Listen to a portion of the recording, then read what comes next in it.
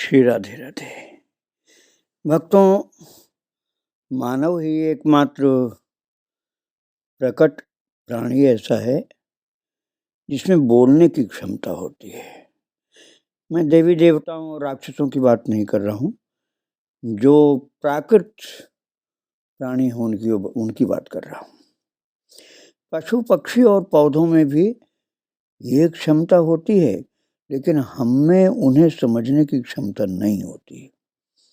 पशु पक्षी पौधे भी कुछ बात अपनी कहते हैं, लेकिन हम उनकी भाषा नहीं जानते और उनको समझने की क्षमता नहीं रखते। जिसे आत्मा के दर्शन हो जाते हैं, अर्थात जो ईश्वर के स्वरूप को प्राप्त कर लेता है, ईश्वरीय कृपा की विशेष परिधि के अंदर आ जाता है, वो इनको भी बात समझता है। पशु पक्षी पौधा की भी बात समझता है। और माता के अंदर ये शक्ति आ गई थी भक्तों, सुधामणि के अंदर। जब सुधामणि घर के बाहर रहा करती, तब कुत्ते, बिल्ली, बकरियां, सांप, गिलहरियां, कबूतर, तोते और भी बहुत से पक्षी और जानवर उनको ढूंढते ढूंढते आते थे। और यूं ये सभी जीव जंतु उनके गहरे मित्र बन गए। साधना के इस चरण में सुधामणि के स्नेह की शक्ति का उच्च आदर्श प्रकट होता है। ये स्नेह और विशुद्ध था और उन प्राणियों के बीच सौमनस्य स्थापित कर लेता था, जो अन्यथा एक दूसरे के प्राकृतिक शत्रु माने जाते हैं। वे भी अपनी शत्रुता छोड़ करके उनके चरणों में रहते थे। एक ऐसे समय में जब सुधामणि के अपने सगे संबंधियों ने उसे तज दिया था और उसके साधना के भी शत्रु अनेक थे। भक्तों, अब समझिए कि मनुष्य कितना अल्पज्ञ है कि एक दिव्य आत्मा को त्याग दिया था। और उस समय यही प्राणी जो अभी मैं बता रहा था, पशु पक्षी, इन्होंने ही धूप हो चाहे वर्षा हो, हर परिस्थिति में सुधामणि का साथ दिया और सुधामणि की सेवा की। किसी किसी की निगाह जाती थी कि सब कोई तो छोड़ दिया है, लेकिन ये पशु पक्षी घेरे रहते हैं। यदि कोई उन जानवरों के आचरण को निकट से देखता तो ये साफ पता चल जाता था कि वे सुधामणि की ब्रह्मानंद पूर्ण स्थिति को मानव प्राणियों की अपेक्षा ज्यादा अच्छी तरह समझ रहे हैं। सब उनके मित्र बन गए थे, पशु पक्षी, जंगल के जानवर भी। उन दिनों सुधामणि अपने घर के अलावा कहीं और कुछ भी खाती नहीं थी, क्योंकि सांसारिक लोगों द्वारा पकाए खाने के बारे में वो बहुत संवेदनशील थी। वो केवल उसी भोजन को खा सकती थी जो मंत्र जपते जपते पकाया गया हो। एक दिन जब वो समाधि के बाद मंदिर के बाहर आई तो उनको बड़ी भूख और प्यास लगी और मंदिर के सामने ही उन्होंने अपने घर की गाय को लेटी हुई पाया। और भक्तों, गाय जमीन पर लेट रही थी उस समय।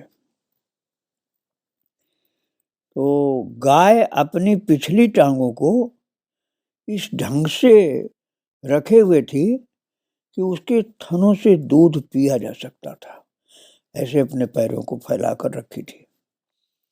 और सुधामणि को ये लगा कि ये तो स्वयं ईश्वर ने उसके लिए व्यवस्था की है, तो उसने वही किया।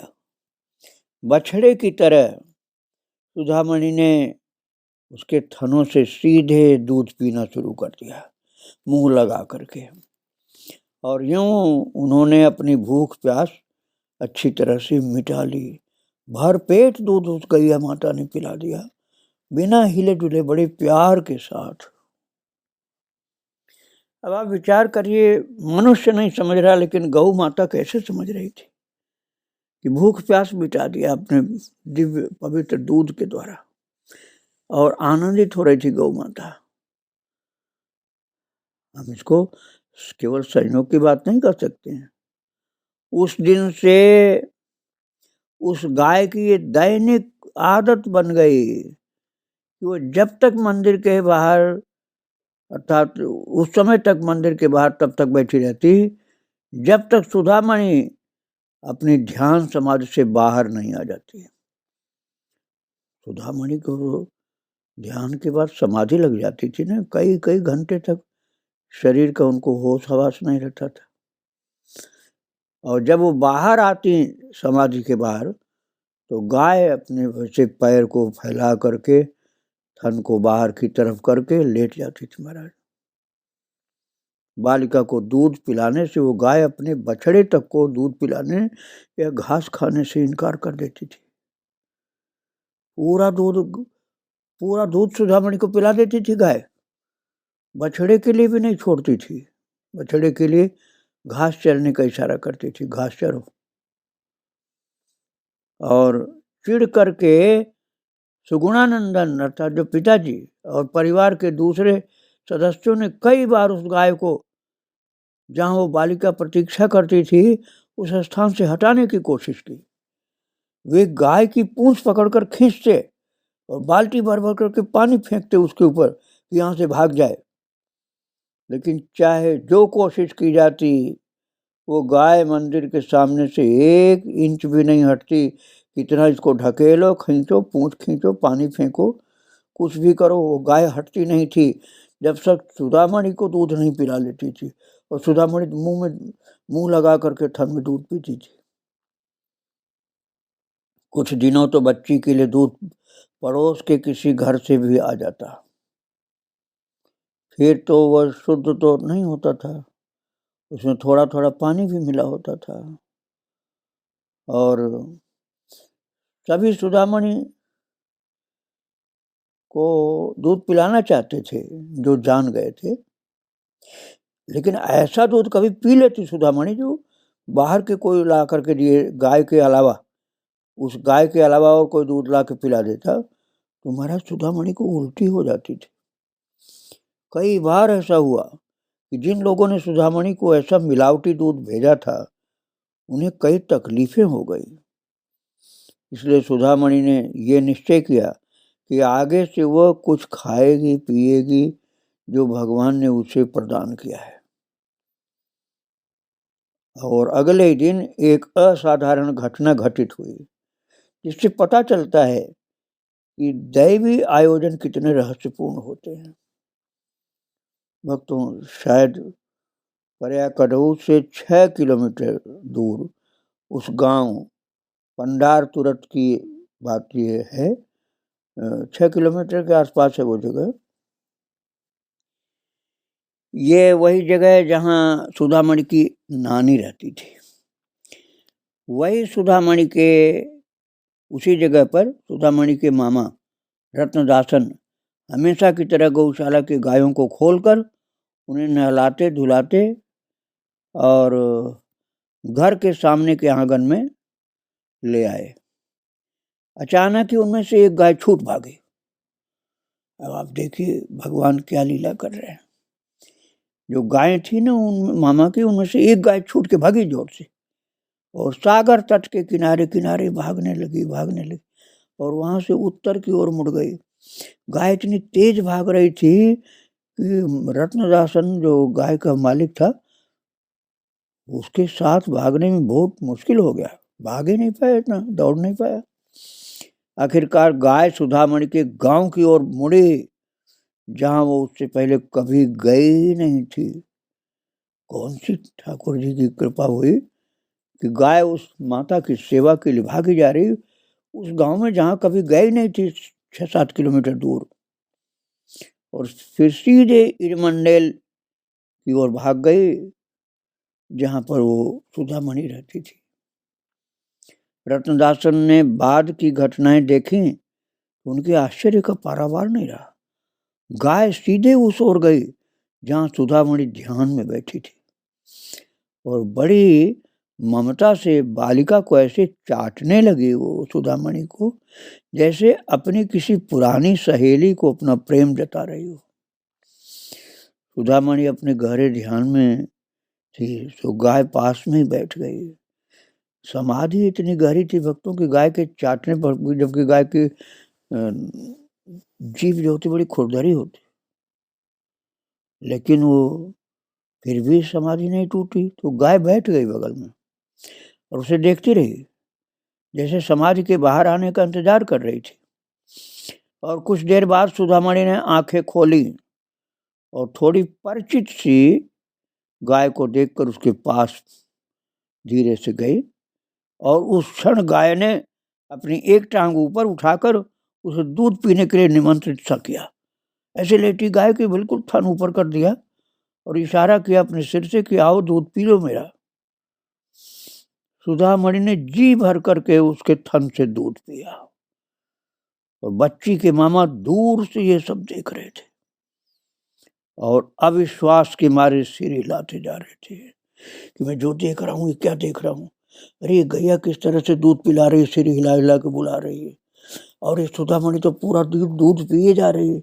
और देख देख के मामा हैरान था कि ये क्या हो रहा है ऐसा।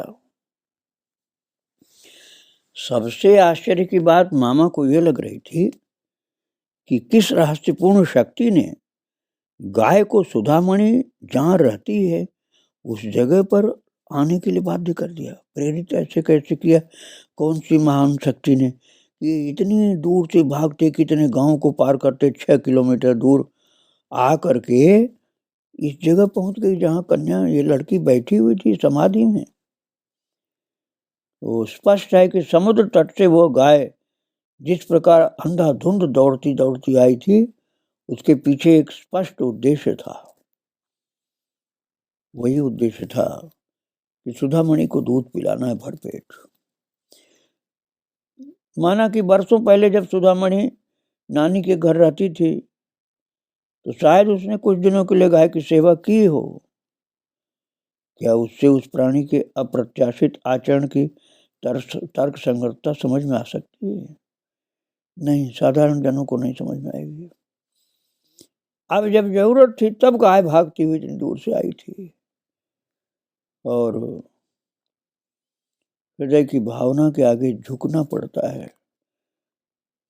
तर्क फेल हो जाता है भक्तों यहाँ। और मामा चकित था कि ये ऐसा हुआ कैसे है, क्योंकि गाय तो इस प्रकार से कभी आई नहीं थी इस गांव में, मतलब गांव को ही नहीं देखा था उस गाय ने। कई बार देखा गया कि जब सुधामणि बाहर ध्यान करने बैठती थी तो सांप उसके शरीर से लिपट जाते थे महाराज। अब कैसे नहीं मानोगे उनकी महान शक्ति को। अम्मा जी के बचपन की बातें भक्तों, सांप आकर उनके शरीर से लिपट जाते थे, एक नहीं कई सांप, मानो उनकी चेतना को बाह्य जगत की ओर लौटाने का प्रयास करते थे कि समाधि बहुत गहरी है, अब थोड़ा बाहर आ जाओ। कुछ लोगों को लगेगा कि ये शायद संयोग की बात होगी, लेकिन संयोग की बात नहीं होती है कि कोई बैठा और कई सांप जाकर के विषधर सर्प लिपट जाएं। एक दिन अपने परिवार के अत्याचारों की वजह से सुधामणि ने इडमनेल घर छोड़ दिया अपना, और पड़ोस की एक महिला ने उसे देखा और उसे अपने घर ले गई हो। वहां पहुंचकर सुधामणि ने परिवार के पूजा घर में प्रवेश किया और देवी माँ के सामने अपने हृदय की भावनाओं को उड़ेलना शुरू कर दिया। तभी उन्होंने गीत की रचना की और गा गा करके देवी माँ को सुनाना शुरू कर दिया। उस गीत का भाव था भक्तों कि मैं मन वचन और कर्म से सर्वदा आपका स्मरण करती हूँ, तो फिर अपनी करुणा देने में हे माँ इतना विलंब क्यों करती हो। वर्षों गुजर गए पर मन को मेरी आपकी कृपा की पूरी शांति नहीं मिल पाई। हे प्रेमा, मुझे थोड़ी सी ऐसी शांति दो कि मैं पूर्ण रूप से आपकी हो जाऊं। और जबकि दैवी कृपाएं लगातार हो रही थी, दर्शन देती रहती थी अनंत कृपाएं, जीव जंतु, गाय, यहाँ तक कि जंगली हिंसक पशु पक्षी सब आकर के बैठ जाते थे सुधामणि के पास। अब प्रत्यक्ष रूप से वो माता से प्रार्थना कर रही थी।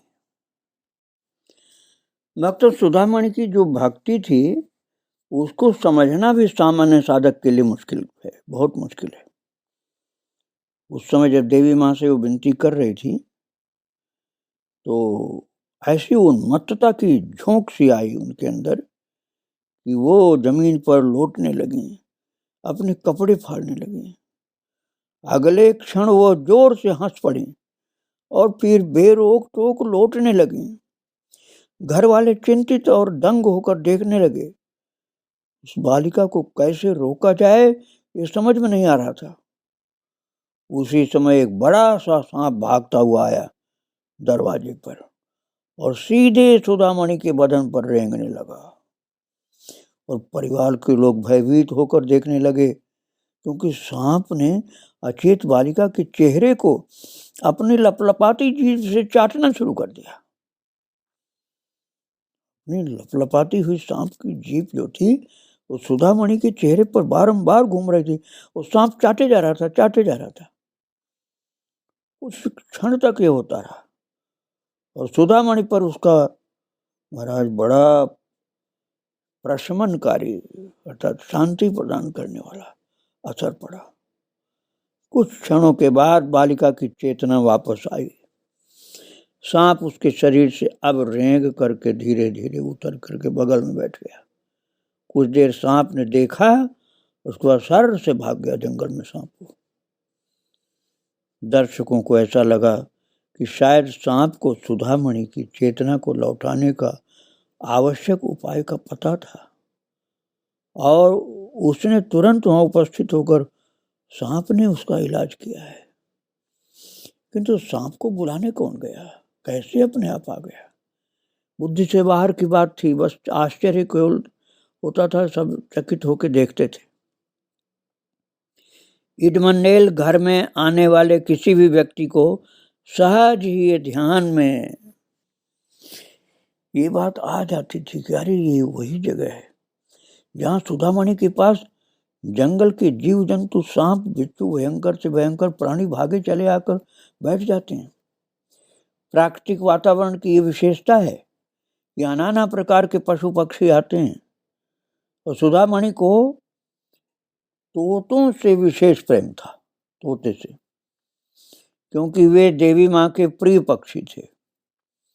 कभी कभी जब वो प्रार्थना करती, हे माँ क्या तुम मेरे पास नहीं आओगे, तो महाराज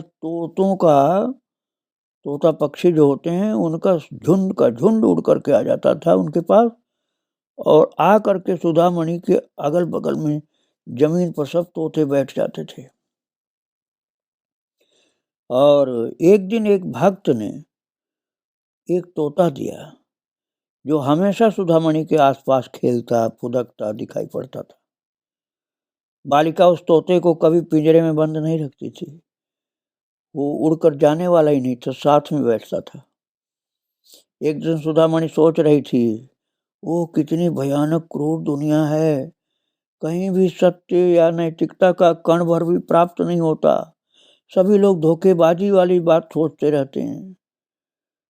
इस प्रकार से ये गड़बड़ लोग कहाँ से भरे पड़े हैं दुनिया में। ऐसा लगता है कि कोई भी मानवता को सही पथ दिखलाने वाला नहीं है। ये सोच करके उनके गालों पर से आंसू लुढ़कते हुए जमीन पर गिरने लगे और बहुत देर तक सुधामणि अंतर्मुखी भाव में बनी रही और आंसू गिरते रहे। एक बार सुधामणि ने ध्यान से देखा तो पाया कि उसका प्रिय तोता भी आंसू बहा रहा था और ऐसा लगा मानो वो किसी आंतरिक पीड़ा से त्रस्त होकर के आंसू बहा रहा हो। सुधामणि की गहरी पीड़ा ने उस तोता पक्षी को भी विचलित कर दिया था। लगातार आंसू गिरा रहा था वो। इस तोते के अलावा, तोता जो था उसके अलावा भी 2 कबूतर भी आ गए थे उस समय, जिन्हें सुधामणि बालिका के पास आराम से समय बिताते हुए देखा जाता था। वो दोनों कबूतर आकर बैठते थे, फिर जाते नहीं थे, कई घंटे बैठे रहते थे। जब वो देवी माँ के गीत गाती तो ये तीनों पक्षी, 2 कबूतर, 1 तोता, ये तीनों पक्षी उनके सामने होते और पंख फैला फैला करके जितनी देर तक गीत गाती थी सुधामणि, उतनी देर तक पंख फैला फैला करके उछलते कूदते, कोई परिक्रमा करते, कोई नाचते, और पक्षी सब के सब आनंदमग्न हो जाते थे। भक्तों, जहाँ की बात आप सुन रहे हो, ईडमंडेल, जो माता की अपनी जन्मभूमि थी, वहाँ की जमीन पर एक बड़ा पेड़ था, जिस पर एक पक्षी, गरुड़ जाति का बोला जाता है, इसलिए गरुड़ ही बोलते हैं उसको, उसका घोंसला था। किसी कारण से घोंसला छिन्न भिन्न हो गया और वो जमीन पर गिर पड़ा घोंसला। तो टूटे हुए घोंसले में 2 शिशु थे और वे बेचारे असहाय होकर जमीन पर हक्के बक्के से पड़े रहे, क्योंकि उनका घर तो नीचे गिर गया था। कुछ शरारती लड़के उन्हें, छोटे छोटे उन खग शावकों को ढेले फेंकने लगे, मारने के लिए, मारने की कोशिश करने लगे। लेकिन जल्द ही सुधामणि उस जगह पर आ गई और तुरंत उन्होंने उठा करके बचा लिया, मरने से बचा लिया पक्षी के बच्चों को। सुधामणि ने उन्हें आसरा दिया, आश्रय प्रदान किया अपना, और बड़ी सावधानी से उनका लालन पालन करने लगी। उसको लगता था जैसे हमारे पास देवी माता ने भेजा है कि इन पक्षी के बच्चों को बचाओ, इनको मरने नहीं देना किसी दुष्ट के द्वारा। और कुछ सप्ताह के भीतर ही बच्चे इतने स्वस्थ और सबल हो गए कि उड़ने के योग्य हो गए। और फिर तो सुधामणि ने उन्हें उड़ा दिया आकाश में, कहा जाओ तुम लोग, फिर कभी आना, अभी जाओ, उड़ो आकाश में, खेलो कूदो। उसके बाद भी ये दोनों गरुड़ पक्षी सुधामणि की कृष्ण भाव के प्रारंभ में आते और बहुत देर तक पूजा गृह के शिखर पर बैठे रहते।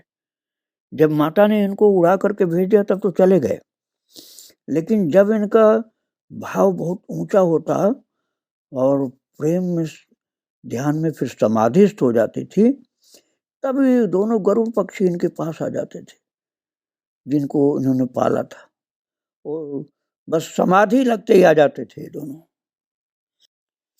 और भक्तों, अब तक तो कुछ लोगों के मन में सुधामणि के लिए श्रद्धा हो चुकी थी। वो लोग आकर यही देखते थे कि जितनी देर माता बैठी ध्यान में, उतनी देर ये पक्षी बिल्कुल सामने आकर बैठते हैं और नाचते हैं पक्षी, और बड़े आकर्षण की चीज लोगों के लिए बन गए थे। सब दर्शन करते उन पक्षियों का, जिनको श्रद्धा थी सुधामणि के प्रति। क्योंकि एक गरुड़ पक्षी भगवान विष्णु के वाहन माने जाते हैं ना, तो पक्षी जाति में गरुड़ नाम का पक्षी होता है, तो उसको भगवान विष्णु के वाहन का परिवार ही माना जाता है। तो सुधामणि के साथ इन दोनों पक्षियों ने जो रहस्यपूर्ण संबंध बना रखा था, न केवल कृष्ण दर्शन की ही बात, बड़ा भव्य गौरव उनको प्राप्त हुआ। सुधामणि अपने हाथ पर उनको ले लेती, हाथ पर ले करके उनकी पीठ पर हाथ फेर देती। वो बालिका की दिव्य प्रकृति के बारे में भक्तों की आस्था को भी बढ़ा दिया। ये दिव्य पक्षी आ जाते हैं और उनके हाथ पर बैठ जाते हैं, पीठ पर हाथ फेर देती हैं, और ये नाचते कूदते हैं, परिक्रमा करते हैं। ये पक्षी भी कितने विचित्र हैं, सब लोग यही चकित होकर देखते थे। पक्षी जब तक रहते सुधामणि के पास, आनंद विभोर रहते, खेलते कूदते, उछलते, नाचते, परिक्रमा करते। देवी की साधना के दौरान देवी माता के दर्शन के लिए व्याकुल होकर रोते रोते सुधामणि अचेत हो जाती है। तो ये दोनों पक्षी आकाश से उड़ करके आते और उनके पास आकर बैठ जाते। जैसे सुधामणि की रक्षा करने के लिए आए हैं कि कोई आकर परेशान न कर दे। पड़ोस की माताएं ये दृश्य देख करके मुंह खोले हुए चकित होकर देखती रह जाती हैं। ये क्या विचित्र खेल है, ये हम लोग नहीं जानते और पशु पक्षी इनको जानते हैं। सुधामणि का चेहरा देखते देखते उसकी पीड़ा में भाग लेते लेते वे दोनों पक्षी भी आंसू बहाने लग जाते थे। और भक्तों, एक दिन की बात है, ध्यान के तुरंत बाद सुधामणि को बड़ी भूख लगी। तो वे जो गरुड़ पक्षी दो थे, उनमें से